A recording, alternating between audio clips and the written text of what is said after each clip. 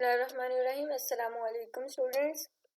आज हम बात करेंगे टेक्निकल क्रेडिट कोर्स 37 जो अनाउंस हुआ है इसके बारे में। इसकी तमाम तफसीलात मैं आपके साथ शेयर करूंगी। इसके लिए अप्लाई कैसे करना है, क्या इसके लिए एलिजिबिलिटी क्राइटेरिया है, इसके लिए डॉक्यूमेंट्स कौन से चाहिए, कितने टेस्ट होंगे, सिलेक्शन प्रोसीजर क्या है और इसके साथ साथ टेस्ट सिलेबस क्या है और टेस्ट की तैयारी कहाँ से की जाएगी। ठीक है, तो चले हम इसको स्टार्ट करते हैं। सबसे पहले मैं आप लोगों को बता दूं इसकी डिटेल्स। ये देखें, ये मैं आपको इसके ऑफिशियल वेबसाइट से ही बता रही हूँ ताकि किसी बच्चे को ये ना लगे कि ये फेक ना हो कहीं। आप लोगों ने इसकी वेबसाइट पे आना है joinpakarmy.gov.pk।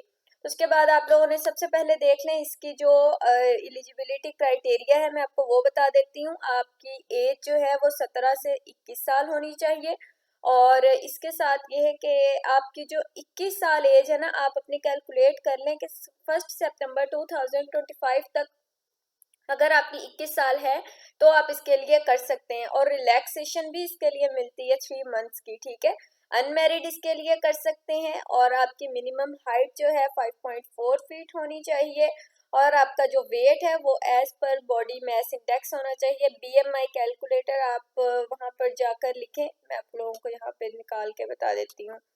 बीएमआई कैलकुलेटर, ये देखें, यहाँ पर जाकर आपने सिंपल इसको ओपन कर लेना है और यहाँ पर आपने अपना वेट लिखना है। वेट लिखने के बाद आपको वो बता देंगे कि आपको कितना वेट गेन करने की ज़रूरत है या कितना लॉस करना है। उसके अकॉर्डिंग फिर आप किस वो जो है ना बीएमआई के अकॉर्डिंग हो जाएगा।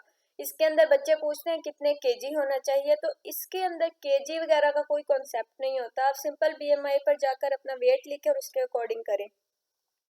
इसके अप्लाई करने की जो लास्ट डेट है वो है आपकी फरवरी 10 2025 से लेकर मार्च 12 2025 तक। ठीक है, मतलब आपने 12 मार्च तक इसमें अप्लाई करना है। अब इसके अंदर संडे और सैटरडे भी इंक्लूड है, लेकिन आप लोगों ने ये नहीं करना कि 12 मार्च को ही आप अब जाकर अप्लाई करें, नहीं, 2-3 दिन पहले अप्लाई कर लें तो ज़्यादा अच्छी बात है, क्योंकि लास्ट डेज में वेबसाइट का भी इशू हो जाता है। और आपका जो सबसे पहला इनिशियल टेस्ट होगा वो आपका होगा 17 मार्च 2025 से अप्रैल 21 तक। ठीक है, मतलब इसके दौरान आपको कोई भी वो डेट देते हैं, उस डेट को आपने वो टेस्ट देना होता है। इसके लिए जितने भी पाकिस्तान के बच्चे हैं वो अप्लाई कर सकते हैं, आज़ाद कश्मीर के भी कर सकते हैं, गिलगित बल्तिस्तान के भी कर सकते हैं अप्लाई। ठीक है, इसके लिए एक जो मतलब फ़ायदेमंद बात वो ये है कि जो टेक्निकल कैडेट कोर्स है ना, ये बेसिकली आप लोगों का एक आर्मी के अंदर प्रोफेशनल कैरियर डेवलप होता है। आप उसके अंदर एक इंजीनियर बनते हैं और उसके साथ साथ आप लोगों को मिलिट्री के रैंक्स भी लगाए जाते हैं। ठीक है, तो ये एक अच्छा प्रोफेशन है, आप लोगों को इसके लिए ज़रूर ज्वाइन करना चाहिए। अब हम बात कर लेते हैं इसकी जो एलिजिबिलिटी कंडीशन है, उसमें एजुकेशन की बात अगर हम करें तो एजुकेशन आपकी मैट्रिक और मैट्रिक होनी चाहिए आपकी, ओ लेवल होनी चाहिए और इंग्लिश आप लोगों की इसमें कंपल्सरी होनी चाहिए। ठीक है, मतलब कि आप लोग के 5 सब्जेक्ट्स ऐसे हो जो इंग्लिश के हो, यानी आपने साइंस पढ़ी हुई हो। ठीक है, और 60% आपके मार्क्स होना ज़रूरी है। अगर किसी बच्चे के 60% मार्क्स नहीं है तो वो नहीं कर सकता। उसके बाद एफएससी होनी चाहिए। ये जो जॉब्स हैं ये इंटर की बेस पर हैं, लेकिन मैट्रिक में इतने मार्क्स होना ज़रूरी है। ठीक है, एफएससी आपकी प्री इंजीनियरिंग होनी चाहिए, 65% मार्क्स होने चाहिए। ओके, और इसके साथ आपकी ये ज़रूरी है कि आपने मैथ फिजिक्स केमिस्ट्री पढ़ा हुआ हो। मैथ फिजिक्स केमिस्ट्री या मैथ फिजिक्स और कंप्यूटर साइंस, ये आप लोगों के सब्जेक्ट्स होना ज़रूरी हैं। अगर आप लोगों के ये सब्जेक्ट्स नहीं है तो आप अप्लाई नहीं कर सकते।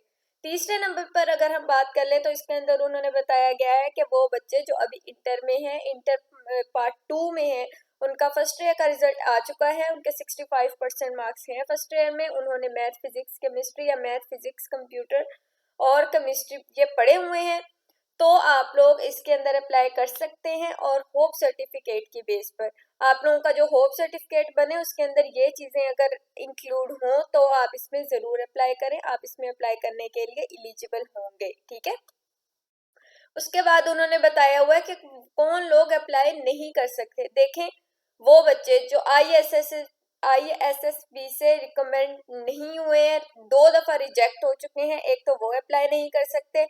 दूसरा वो जिन्होंने किसी भी ट्रेनिंग इंस्टीट्यूट जो आर्म फोर्सेस का है वहां से विड्रॉ करवा लिया, वो भी अप्लाई नहीं कर सकते। तीसरी बात, वो जिनका जो आर्म फोर्सेस कॉलेज वालों से इंस्टीट्यूशन से कोई भी किसी किस्म का बॉन्ड उन्होंने विड्रॉ करवा लिया है तो वो भी नहीं कर सकते। वो बच्चे जो रिमूव हो गए हैं, रिमूव यानी कि डिसमिस कर दिया गया है, उनको किसी भी government service including arm forces उस इंस्टीट्यूट से अगर वो डिसमिस्ड हो चुके हैं, वो मतलब निकाल दिए गए हैं, तो वो भी अप्लाई नहीं कर सकते। वो जिनके ऊपर कोई कन्विक्शन लगी हुई है किसी भी court of law of any heinous offence, मतलब कि किसी भी क्राइम के मामले में अगर उनके ऊपर कोई लगाई हुई है कि वो कन्विक्टेड हैं, वो मतलब कि पाए गए हैं कि हाँ वो कन्विक्टेड हैं, तो वो भी अप्लाई नहीं कर सकते। इसके साथ साथ ये है कि वो बच्चे जो मेडिकली अनफिट हैं यानी कि उनका बी हेपेटाइटिस बी और सी है, वो भी अप्लाई नहीं कर सकते। और इसके साथ डिप्लोमा होल्डर्स जो हैं वो भी अप्लाई नहीं कर सकते, यानी कि आपका इंटर होना ही ज़रूरी है। अगर आपका इंटर नहीं है तो आप लोग अप्लाई नहीं कर सकते, ठीक है।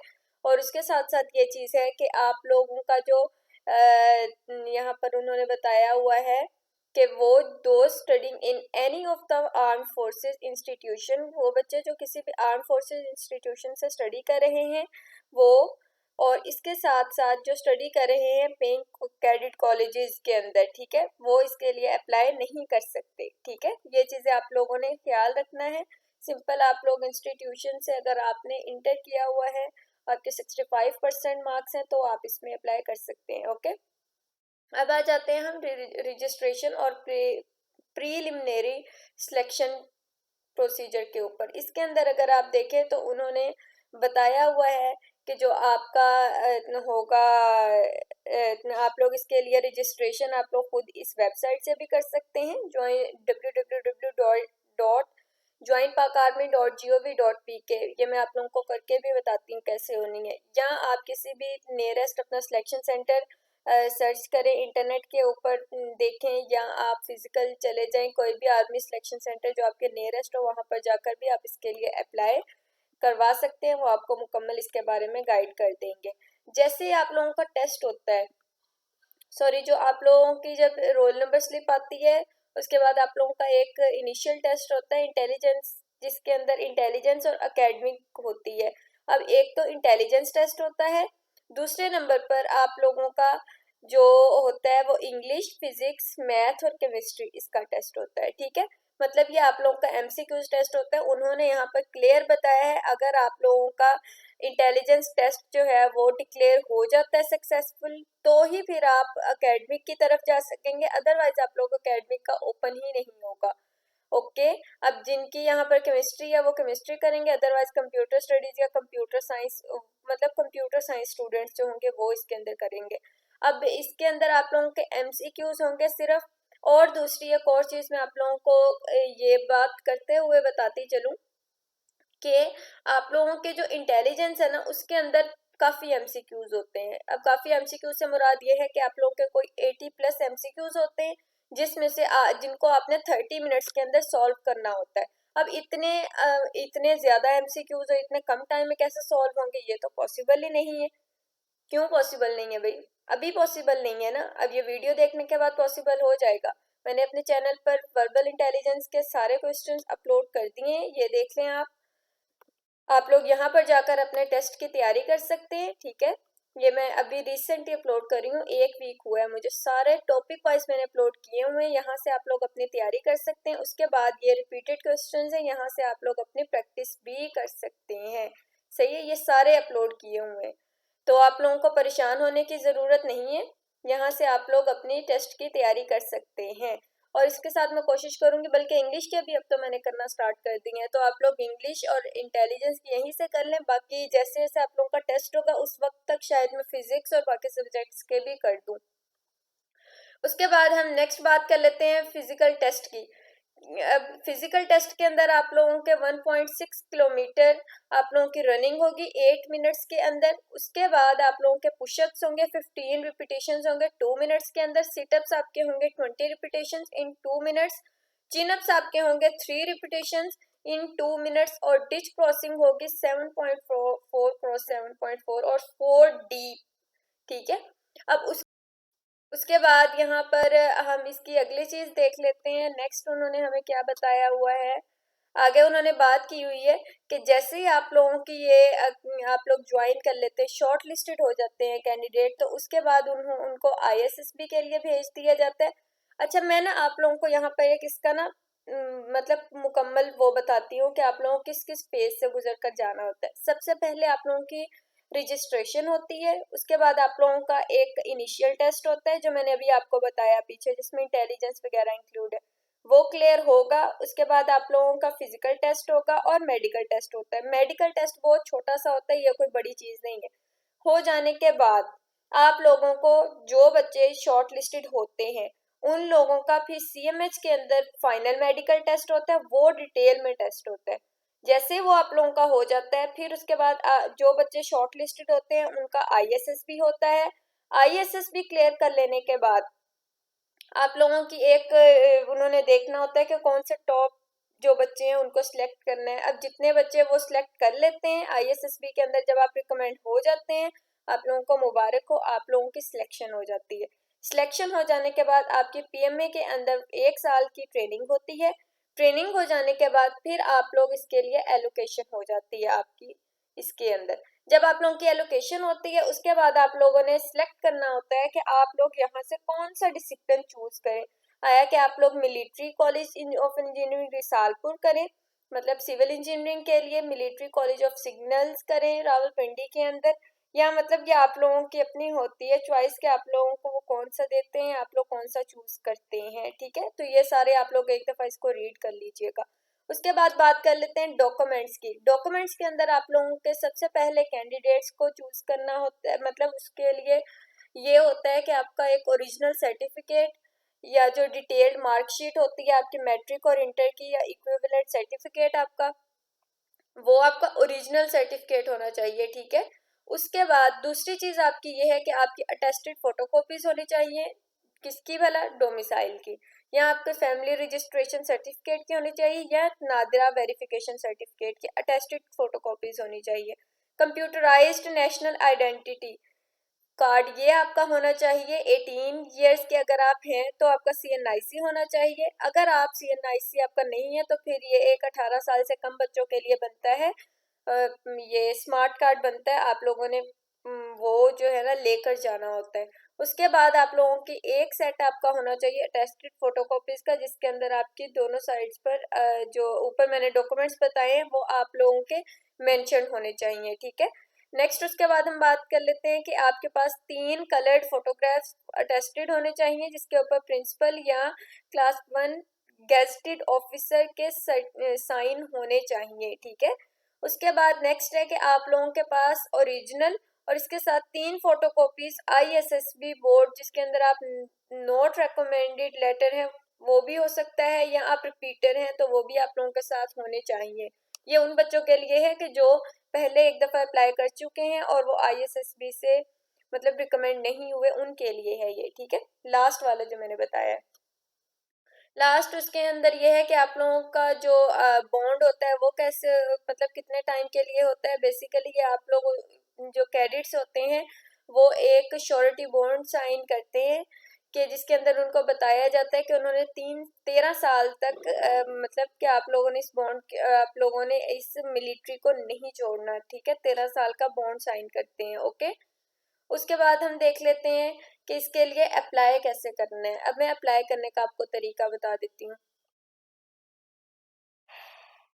ओके, यहाँ पर आ जाएं। यहाँ पर आने के बाद अगर आप देखें तो आप लोगों ने सबसे पहले ये यहाँ पर अपना डिसिप्लिन सेलेक्ट करना है, या आप लोगों की कंप्यूटर है या केमिस्ट्री है, वो सिलेक्ट कर लेने के बाद आपने यहाँ पर ASRC मतलब आप लोगों ने यहाँ पर अपना सिलेक्शन सेंटर सर्च करना है कि कौन सा आपके नियरेस्ट है जहाँ पर आप टेस्ट दे सकते हैं।